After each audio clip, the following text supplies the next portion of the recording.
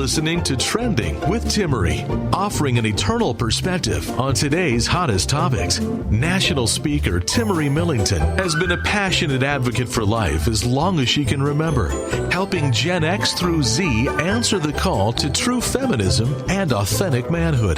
Timmerie holds a master's degree in biblical theology, and she covers this week's hottest stories from a Catholic worldview. You're listening to Trending with Timmerie.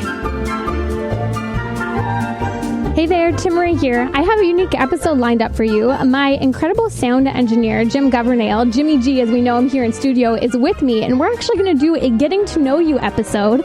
So for those who do not know Jimmy G, you can find more about him at radiotrending.com, but he is a long-term radio veteran, and he has been working in Southern California with incredible names in radio. We've seen him working with Dennis Prager. You've worked with a number of other people. Just name a couple. Well, gosh, back in the day, I didn't work with him, but Ben Shapiro worked at the same studio as I did. Ted Ziegenbusch, who's very well known here in Southern California. But yeah, Dennis Prager, because I worked for kind of a conglomerate group called Salem Media in Glendale. Right. So there are a lot of interesting folks kind of coming in and out of the building. And you were on air with KKLA for years. KKLA, the Christian local talk station in Southern California. I was the morning host there for, about 2 decades, where I would introduce programs like Focus on the Family and Greg Laurie, A New Beginning, just a lot of popular programs in the Christian ilk. I love it because you are now doing incredible work mentoring the various Catholic radio shows coming out of here in the Diocese of Orange, and you have so much experience that it's been awesome to work with you these last couple of years. Well, thank you. Likewise, Timmerie. It really is a blessing for me to work here because for so many years, having worked in secular radio and I guess you could say Protestant Christian radio, I was kind of the closet Catholic, at a lot of these places. And I think for the longest time, I had the desire to work for the church or to work in Catholic media. And so I really feel like I've hit that sweet spot in my career all these years later. So it's a blessing. So word of patience to people who are wanting to make a change one day, that it will happen if you pray for our Lord and do service in the meantime. You'll get to where you want to go.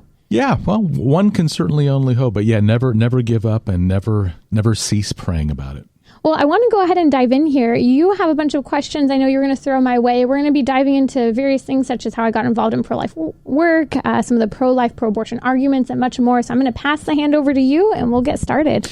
Turning the tables on you here. Yeah, and I know that I can only imagine there's a lot of folks who hear your voice on the air and they would like to get to know more about you. So let's turn the clock back here. I know you've talked about this a number of times, about how when you were very young, that you were involved in pro-life work from a very young age, I guess largely because of your mom's influence. So take us back here. How did you get involved in pro-life work? Yeah, my first pro-life experience was my parents helped to open up a maternity home where we grew up. It was called Veronica's Home. And at one point in the process, I was just an only child at the time. The people who were supposed to run the maternity home weren't able to run it after all, the couple. And so my parents literally packed up the house and me, and they moved in and for a period of time ran that maternity home. And it was incredible because it was my first experience to really see, well, as a child, these are women in need, and these are babies who wouldn't be here if their moms couldn't live here. And so that was the perspective I had. And, at a young age, I saw, or I shouldn't say I saw, but I understood, there are some people who had come from the Mexican drug cartel who were there seeking asylum, really. Women who had had past of abuse in their home. Some women who were very young when they became pregnant. And you see these real stories come to life. And so from the beginning, I think the topic of abortion really had to do with a woman and a baby. And I never could really understand why people criticize the pro-life movement too much for only being focused on the baby, when in fact the work of crisis pregnancy centers across this nation really do care for the mother and the child. Well, that really speaks to the conviction. When I hear you talk about that from when you were very young, speaks to the incredible conviction that your folks had. I mean, did they come from that very strong place of faith? Yes, my mom had incredible faith growing up. I remember she said when she was younger, so it would have been as she was going through high school, heading into the 70s and 80s, when they still had the nuns, especially when she was younger in grade school, when they'd say the Pledge of Allegiance, they'd also include, words for the unborn there as well. And so her pro-life perspective started when she was just a little girl in grade school. And I have seen her over the years do incredible work, from opening that maternity home, working for the Diocese of San Bernardino and their pro-life office, and media campaigns. It's really through her work I saw that the pro-life work is multifaceted. We need people on the grounds doing the grassroots work, praying from the abortion clinic, sidewalk counseling. I saw that actually speaking up and advocating for legislation could have an incredible impact. I mean, I remember getting to go as a little girl, just about 12, 13 years old, to our state capitol, and at times to our nation's capital, to be an advocate for pro-life legislation and other important moral issues, where whether it was a senator, the assemblywoman or assemblyman, take a change of heart on bills that they would be voting on that would ultimately not pass at times and would save and change lives because of it. Amazing. Well, you're listening to a very special edition of Trending with Timmerie. I'm Mr. Producer, Sound Man, Jimmy G here to interview. I'm turning the table on Timmerie here, interviewing you. Now, Timmerie, recently you were a part of a very special YouTube video that has really gone viral, where you were kind of teamed up with a couple of other pro-lifers, 3 of you, and then 3 so-called pro-choicers, and you were just kind of talking out the whole abortion debate. You're a millennial, yet you've grown up in the pro-life ministry. You've really seen different sort of debates on the streets change over the years. How have you seen those things change? It's interesting because I think I probably got involved on the street debate. I mean, actual pro-life activism literally on the streets close to 15 years ago now.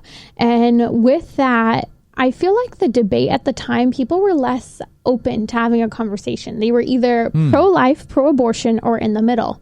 And so if you had someone on the opposite spectrum, they were going to throw things such as overpopulation at you, and you were going to dance circles around each other in the debate.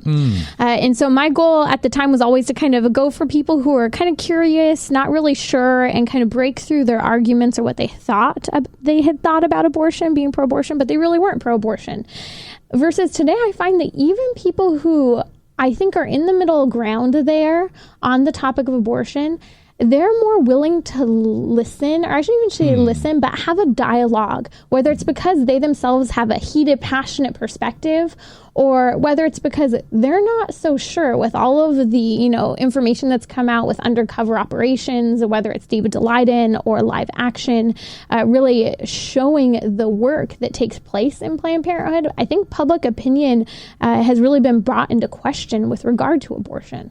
Exactly. And my thinking is that technology is definitely on the side of pro-life, especially when it comes to ultrasounds. Absolutely. Yeah. I think, it's interesting because if a woman, we saw this in the crisis pregnancy centers, if a woman sees that ultrasound image, she is 70%, at least 70% more likely to keep that baby if she just sees an ultrasound.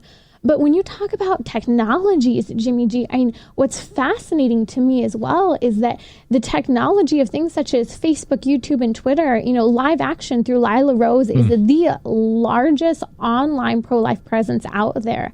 And they're reaching so many people. And it's interesting because YouTube and Twitter and Facebook have all been targeting Lila Rose's content that have past abortionists, talking about abortion procedures, talking about the impact of the pill, whatever it might be. They're trying to silence her because she's been so effective. Right, exactly. Well, from the standpoint of if I had a nickel for every time I heard, quote, "I'm personally against abortion, but I would never tell another woman what to do with her body."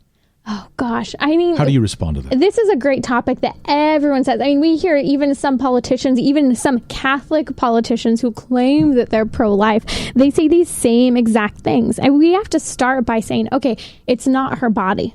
If it was her body, why is it that she could have a completely different sex? Why is it that the baby could even have a different blood type? Why is it the baby could have, ears and then she has ears? If it were her body, she'd be a mutant. She'd have, 4 ears, 2 noses, and might even be confused and be both male and female at the same time. I think that's one exception we might be able to make for that transgender debate for a moment. I jest there, but we have to begin, like I said, by separating out that the baby is separate from the woman's body. But I think the benefit is if we shift the conversation for a moment and focus on how women, when we say it's my body, my choice, a woman shouldn't have to have an abortion because it's her body. Well, women are actually being pressured into having abortions. And so when you say a woman should be pressured to keep her baby, well, legalized abortion has led for women to be pressured into having abortions, whether it's a teenager whose parent is in favor of having an abortion. Right. I have a friend, I'll never forget. I was about 13 years old when I met her, and she was around 15 or 16, and she was ardently pro-life, but that was a year or two after her parents, her father and her stepmother, literally drug her into the abortion clinic and helped hold her down on the table while she had an abortion. And this is what legal abortion has done to teenagers. In fact, through the legalization of abortion, we've seen that it separated parent and child, where a child has an absolute right to an abortion and parents don't even know. And so really, we've created a form of slavery, whether it's the emotionally vulnerable or the poor who are being pressured and targeted to have abortions today. Wow, that is such a crazy, sad story. And we talk so much about how we need to pray for women to maybe change their minds if they're abortion minded, but for women who've just gone through such horrific situations like the one you just talked about. Yeah, and we need to be willing to listen. It's easy to be pro-life, but sometimes it's hard to be willing to listen that there's a reason why people become pro-abortion, and there's a lot more behind it than just saying I'm in favor of abortion. There are a lot of wounds there.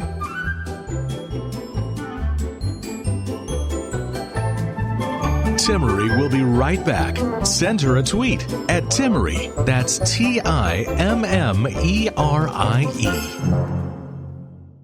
You're listening to Trending with Timmerie, where morality and culture meet, offering an eternal perspective on today's hottest topics. Hey everyone, Timmerie here. My sound engineer and just the mentor behind Trending with Timmerie, Jim Governale, is here, and we're switching the table here. He's actually interviewing me, and we're talking about pro-life arguments, and we're talking about what got me involved in the work that I'm doing today. And those little bumpers that you hear, that was I really have to refresh them. Those things now they're getting kind of stale. So. We're ready for some new ones here. That's me saying Trending with Timmerie. You've got that good radio voice. There you go. All right, getting back to our little Getting to Know You episode here, and I would like to think that our listeners are enjoying this because really getting a chance to hear about your background, Timmerie, and where you come from and what really drives you, where your passions are.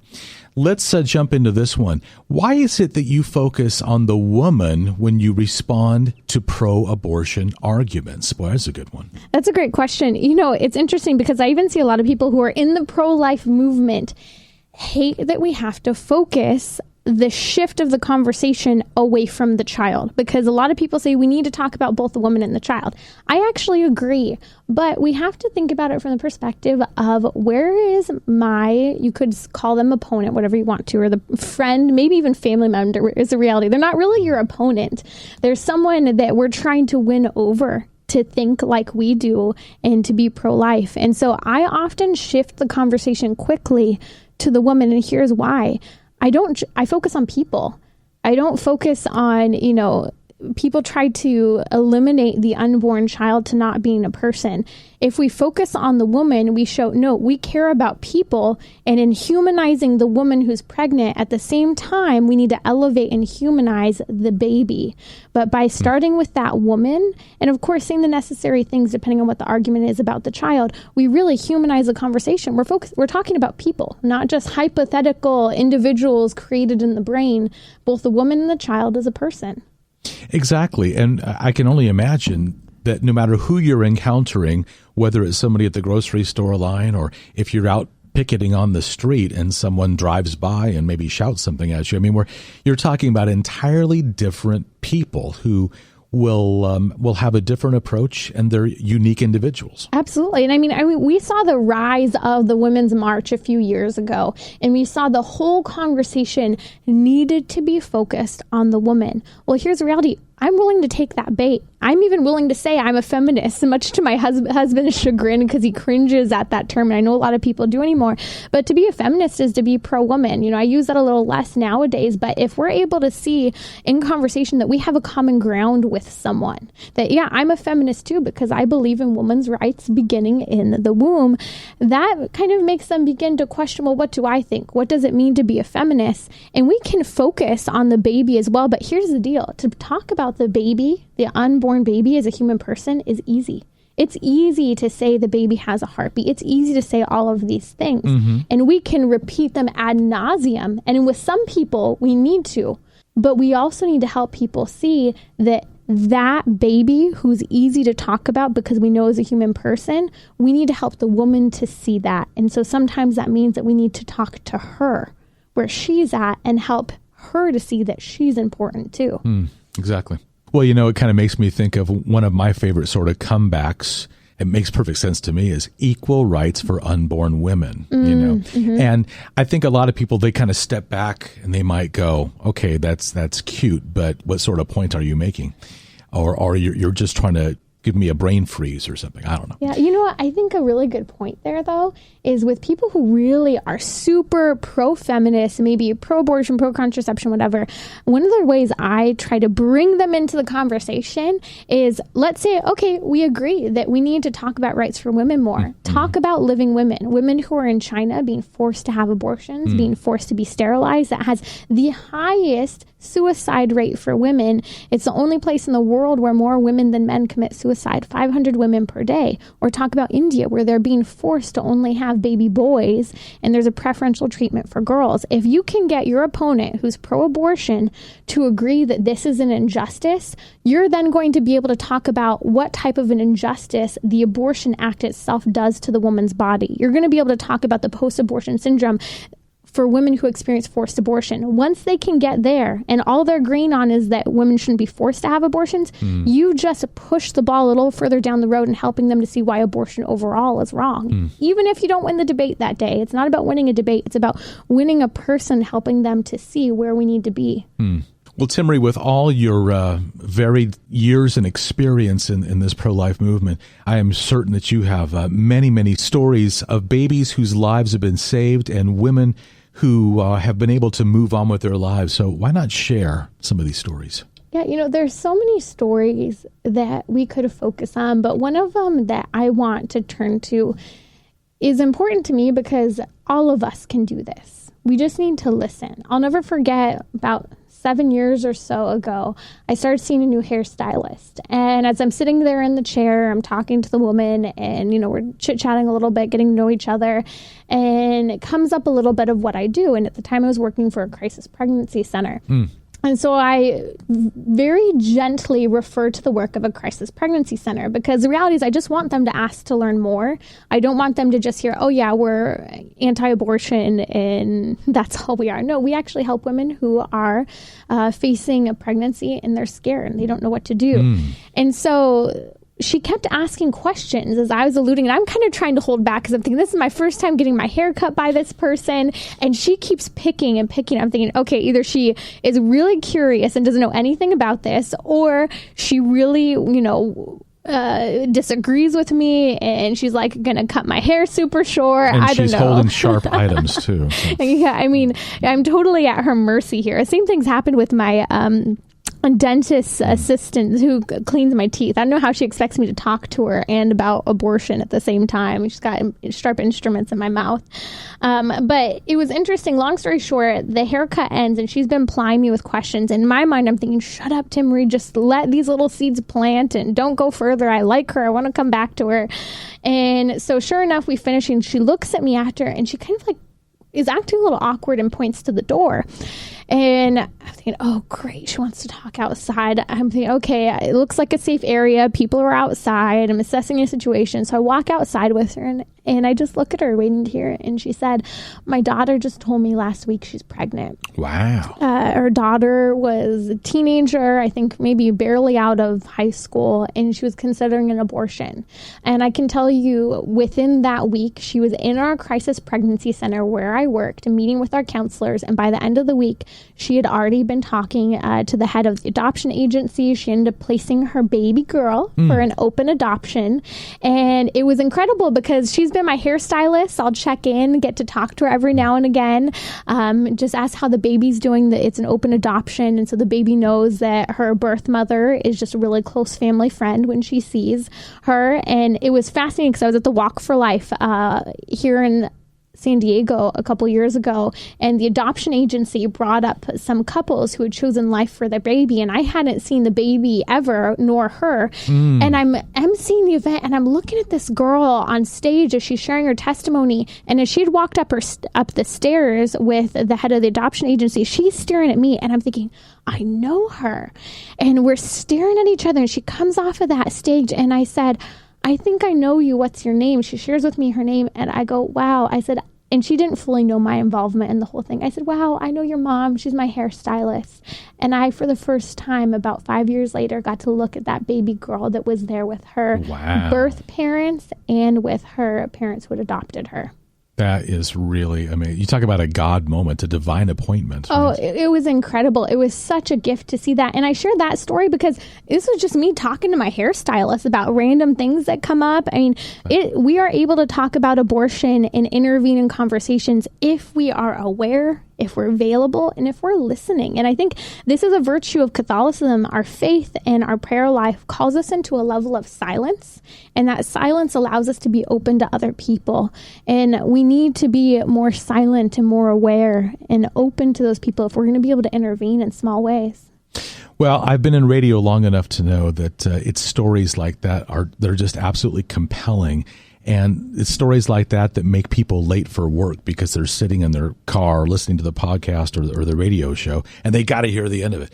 I know our segment is winding down here. Do you have time for another quick story? Yeah, another interesting story I'll never forget. I had the opportunity to work with the abortion pill reversal campaign when it was first getting started. That's the RU46 abortion pill reversal. If a woman starts a chemical abortion, also known as mifepristone, and she has only taken the first set of pills, a doctor can intervene with treatment of progesterone. If you head to abortionpillreversal.com, you can find out more.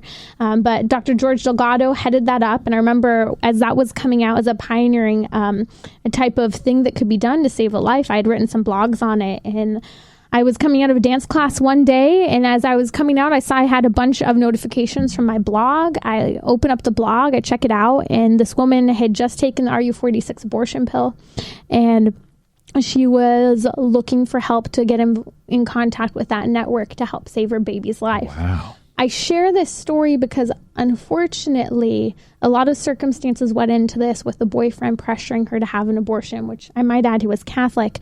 She ended up losing the baby, and here's why. She started receiving the proper treatment to save the baby's life, but her blood clotting was so bad, she did end up in the emergency room. When she was in the emergency room, the medical doctors told her that if she didn't take the second set of RU46 abortion pills, that her baby would be born deformed. That is not true. And I share this story because this woman has to live with the consequence of abortion.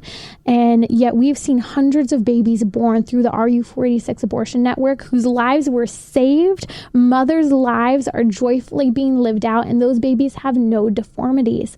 I share this story because although it's hard to hear, that woman I will never forget. I was able to develop a relationship with her, and I truly believe she will never have another abortion. She was able to come around to the pro-life perspective, and that will save lives down the road.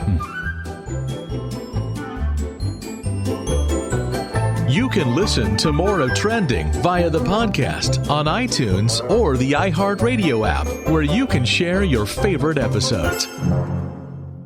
You're listening to Trending with Timmerie. Jimmy G, my sound engineer, is on the other side. He produces our radio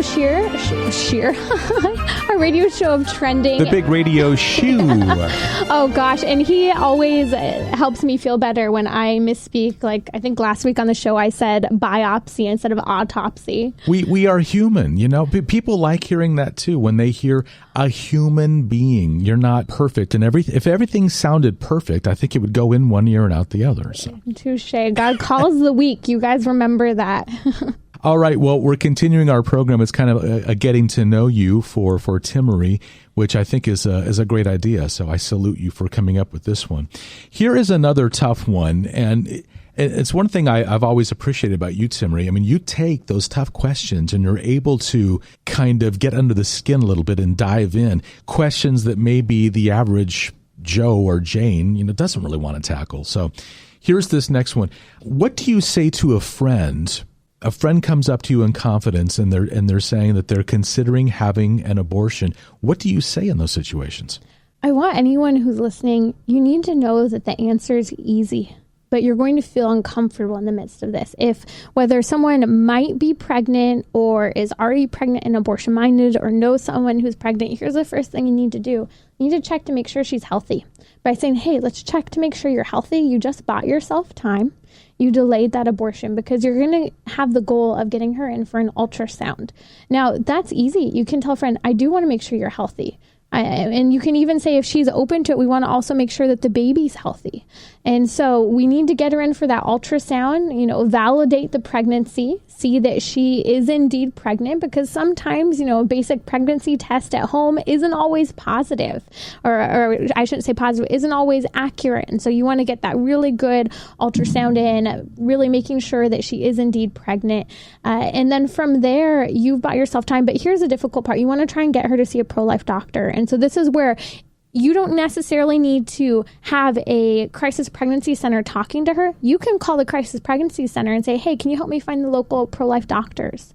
Options United and a number of other incredible resources are online. You can share with them your location, where you're at. You might even, hopefully you already know where your crisis pregnancy center is in the area. There are awesome resources, and the crisis pregnancy centers need you to intervene in these situations. From there, you want to make sure that you're affirming the woman who's pregnant, friend, family member, even stranger. I've been in the bathroom at Chipotle and heard a 13-year-old girl share that she's pregnant. And, oh my goodness. Jim, it's crazy because in those moments you go, okay, Lord, this is a total stranger. I don't know if I'll see her again. What can I say? And so I listen, and she's scared because she's scared to tell her parents. And so just seeing in the crisis pregnancy center, we'd have girls who were teenagers who were pregnant, and they had the biggest obstacle in their life, not of the baby, but of confronting their parents to share that information. Who they have not shared it with yet. They're mortified. They're mortified. Sure. They'd almost rather have the abortion.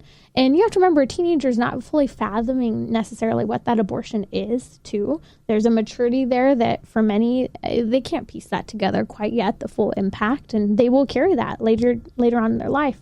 And so I remember, in those situations, you just need to say, okay, your parents are going to react. They might be angry. Man, think about, getting into a car accident and wrecking their car. Likelihood is a parent might be angry, but they're going to simmer down. And you have to recognize their response. You did something that is shocking. And so expect a little bit of a response. But from there, you also might say, well, they might be fear for their life. They might be really nervous. So maybe you recommend, well, do you have a friend who can tell your parents with you? Would you like us to tell them? Would you like to go into the crisis pregnancy center and you can tell your parents and the counselor will just sit there with you? If people think that their parents are maybe pro-abortion, abortion-minded, it might put pressure in that direction. You can come in again with that friend or with that strong voice right away telling them, like, here's my solution. Here's where I'm going. But again, check her health. Help her to get the ultrasound, contact the crisis pregnancy center for resources. You don't necessarily have to take her there unless you need the reinforcement. Affirm her, talk about her baby, and really affirming her will help empower her to know, I can do this. It's going to be difficult, but I can. And then from there, whether it's through you, friends, or a crisis pregnancy center, helping to get the financial, emotional, children's classes, whatever she might need for resources, they're out there and available.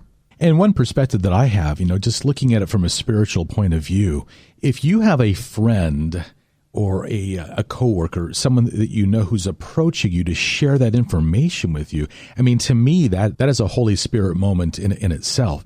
And you're talking about, you're in the bathroom at Chipotle and you actually overhear a young woman say what she said about being pregnant. As far as I'm concerned, as you well know, that again is a divine appointment, no matter what happens in that situation. Just the fact that you were there to hear that, to take in that information, and to be a sounding board for that person. Yeah, no, I think that this is where our faith comes in. Our Lord is placing people in our lives and us in people's lives for a reason. And I really think that this stems from kind of trying to observe that, silencing, being open. I joke on the show all the time. I'll share stories on the show because I've eavesdropped on conversations. And, some of the things I've heard and had the opportunity to break into the conversations of, and even sometimes where I failed to intervene and participate in the conversation because something terrible was happening. I think we've all been there at times. Sometimes we think of it more so as what we see. But right now, I think in the United States, and a lot of the Western world, we're in a debate of words right now. And so if we can listen, and even if we don't have, a comment, but maybe just ask a question. Well, what makes you think that is okay? Or why are you afraid of telling your parents?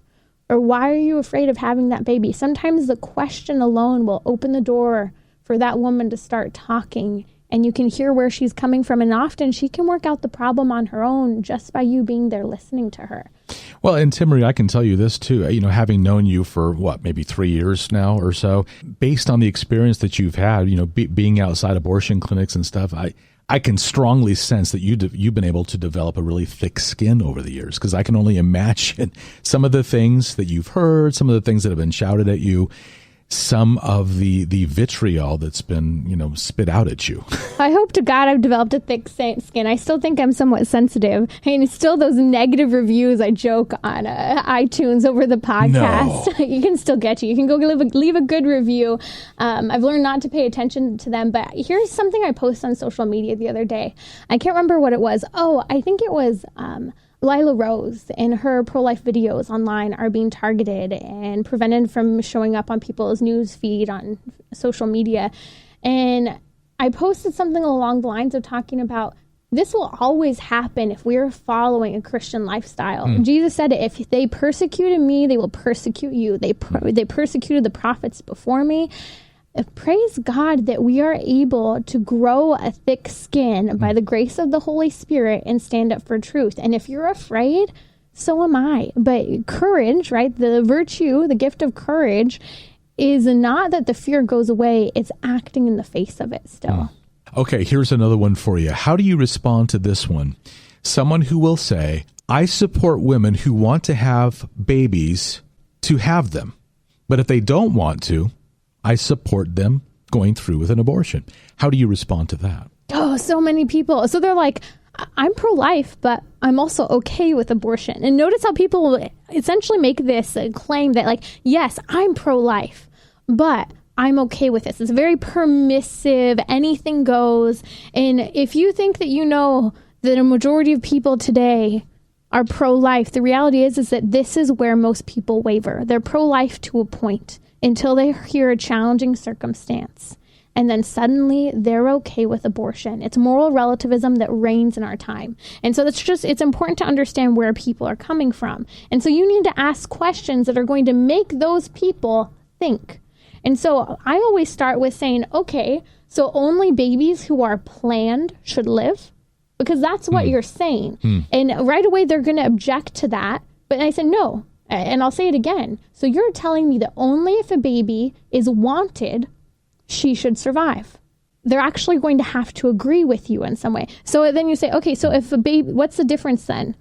If a baby's unwanted, it should die and receive a death sentence. If a baby's wanted, it should be celebrated, have, whatever they call a gender reveal party. I hate sex reveal party. I'd rather call them that. They should have a baby shower. They should be celebrated. But if it's not wanted, we should give that death sentence.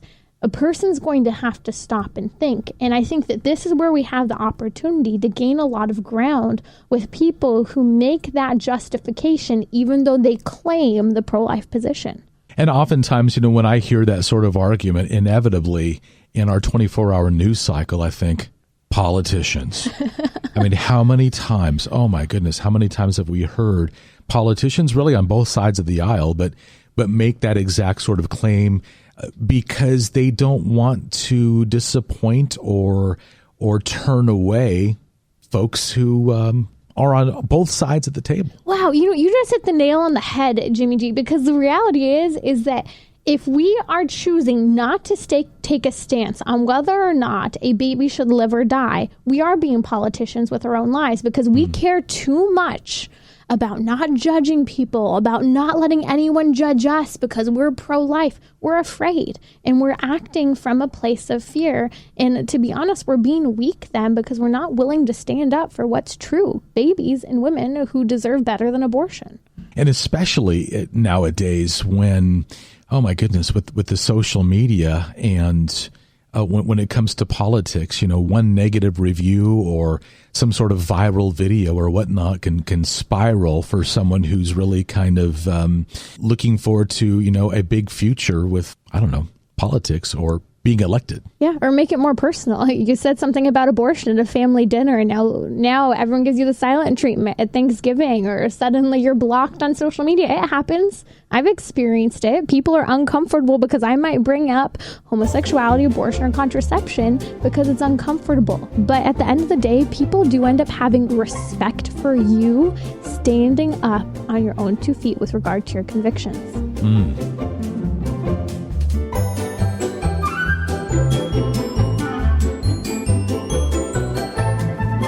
Timmerie will be right back. Send her a tweet at Timmerie. That's Timmerie.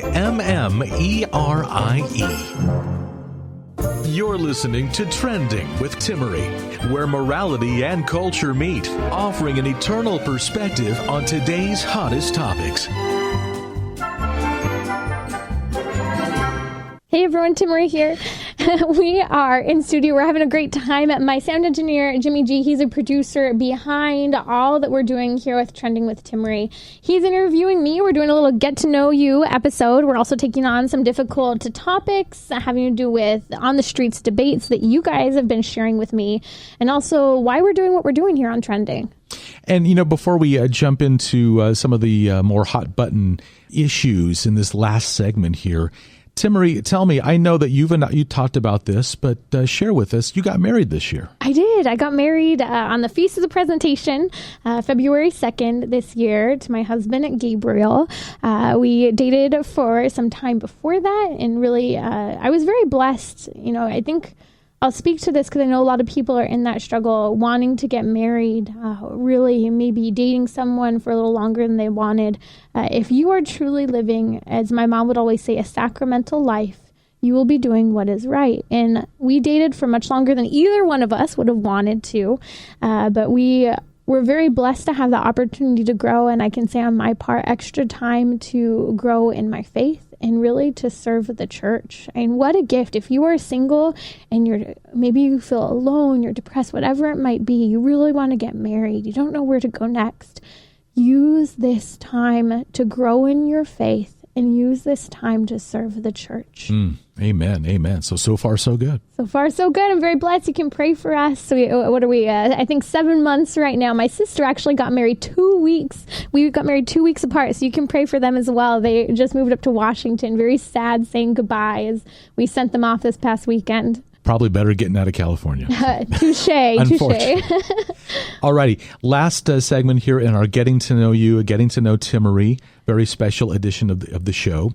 Timmerie, you talk quite a bit about gender identity and the whole topic of same-sex attraction, which has obviously so permeated our culture today. Why is it that you talk on those topics so much? Let me just say, you are no friend to pop culture if you talk about these issues. What the church teaches goes against the culture. And here's really why I started addressing these issues.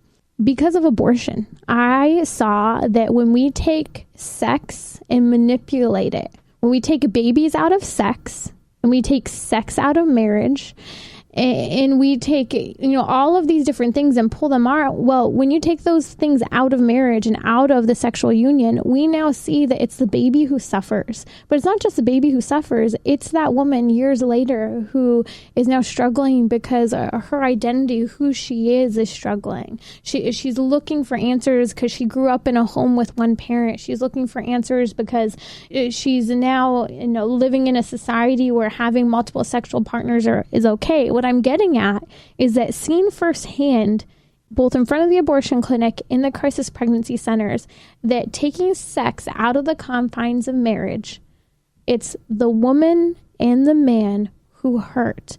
And this gender ideology and same-sex attraction has a whole new generation of wounds that we're just starting to see people coming out sharing their pain of what it looked like when they, played around with sex hormones, when they are engaging in top surgery, bottom surgery, whatever it might be. We're hurting and destroying people's lives. And these are people who are already wounded enough, whatever their past might be. And now we're saying you can't even know if you're male or female. Tell that to a 7-year-old who was sexually abused by a family member when they were young. And then find that they're in school and you're forcing them to coloring books about sexual acts between two people of the same sex. And then you're telling them as a teacher that you're not a boy, you're not a girl. I'm going to refer to you as they. You are confusing and hurting that child more. And that's why this whole sexual perversion of abortion, contraception, saying that same-sex activity is okay, this gender ideology, it's hurting people and it's pulling them further and further away from God. They're difficult topics to talk about, no question about it, but it doesn't seem like we're really hearing an awful lot about these topics, though, because a lot of folks, talk show hosts on different sides of the aisle, they don't really want to touch on it necessarily because it's such a lightning rod. Are you noticing folks talking about this much? I think that I've noticed in the Catholic realm, as certain voices are willing to talk about the injustice of abortion, the injustice and the harm of divorce on children, the injustice of hormone replacement therapy and how it's child abuse, as they speak up, we're seeing that people of faith are taking up these issues. The people who are concerned about their children are willing to speak up. And so if you're afraid, if you're nervous or you're uncomfortable, I can tell you it's been because of the public speakers, radio hosts in my life who've been bold in taking a stand. They've inspired me. And my question, if you're listening, is who will you inspire by being willing to talk about the most vulnerable people and the toughest issues in our culture? You're listening to a very special edition of Trending with Timmerie. Timmerie, let me ask you this. What gives you hope when responding to these difficult topics? This is a great question. I think we have to start with, for me, I would not be able to do anything I'm doing if it weren't for my faith. Because I recognize that the battle's already won. Jesus Christ and coming on that cross, what does that crucifix symbolize for us? It symbolizes what the meaning of our life is. It's bloody, it's bruised, and it's beaten, so that we too might enter into the kingdom of heaven. He's already conquered the devil. The gates of heaven are open. Our redemption is already cleared up. The gates of heaven are open to us. We've been redeemed. The human race has. But we are individually working out our salvation. And so I have hope because I recognize that God has given us in the church, in the sacraments, everything we need to be with him. But he's allowed, because of free will, these difficult topics to come up, the most painful tragedies. And if we are living a life of prayer, then we're able to speak out in truth and know that no matter what, criticism, bad review on iTunes, whatever friendship that might falter or family member that might dislike you because of what you talk about, at the end of the day, we're called to be faithful. And you talk about at the end of the day, when you're standing before the Lord someday, you obviously want to hear him say, "Well done, good and faithful servant," as opposed to, "Why didn't you speak out about XYZ when I called you to do so? I gave you a microphone," and there you go. And the reality is that your microphone is your life, how you live your life. And then from there, it's the conversations you seek out and engage in, the people that you interact with day in and day out. I just want to give you a little example of this. whenever I travel on airplanes, because I tend to fly a lot by myself, I always bump into people. And I think it's because I don't have headphones in. I'm kind of willing to say hello to the person next to me. And sometimes it doesn't go so well. Then the person next to me is looking straight ahead uncomfortably rather than looking straight ahead, avoiding eye contact because they didn't say hello. But I remember one time I was on the airplane, and it was right around when President Obama's administration implemented that all of the transgender bathrooms, and it opened the door for field trips where boys could stay with little girls and parents wouldn't know, and girls could stay with little boys, and overnight accommodations, all of these scary things.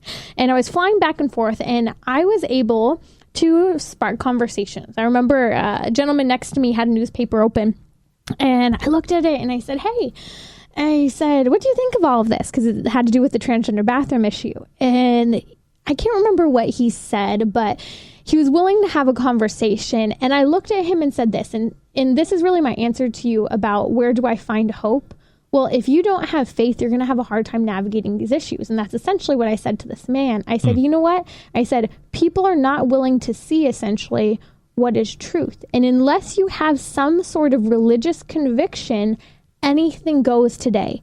And this here, allowing little boys and little girls to be sexually vulnerable to predators in bathrooms, or sexually vulnerable to sexual experimentation with other kids and whatever it might be, this has gone too far. And this is a result of not being able to essentially call a spade and to look at faith and human science go hand in hand. Here's what's incredible about that conversation. This gentleman's wife was a teacher.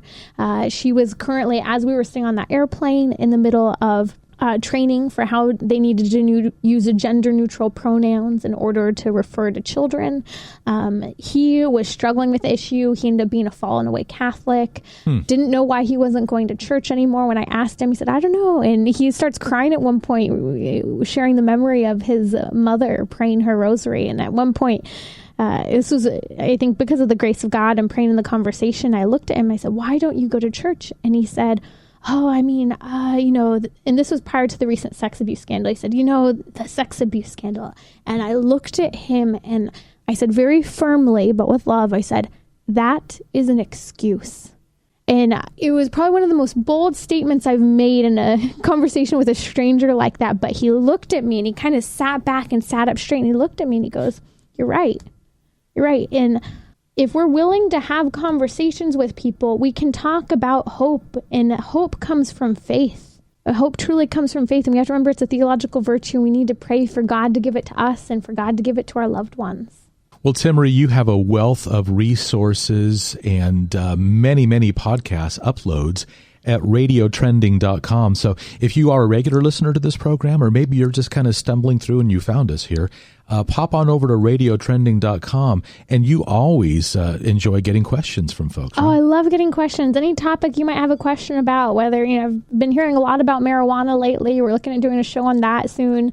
We did a fun show. It went pretty viral on what is a sex change, what's top surgery, what's bottom surgery, maybe not friendly for young years, but we're taking topics and giving them to you because, like you said, Jimmy G, the resources aren't out there. People are afraid to speak, and if you are listening, you are being called to do something with this knowledge, even if it's just by the way you live your life and being open to the conversations that present themselves before you.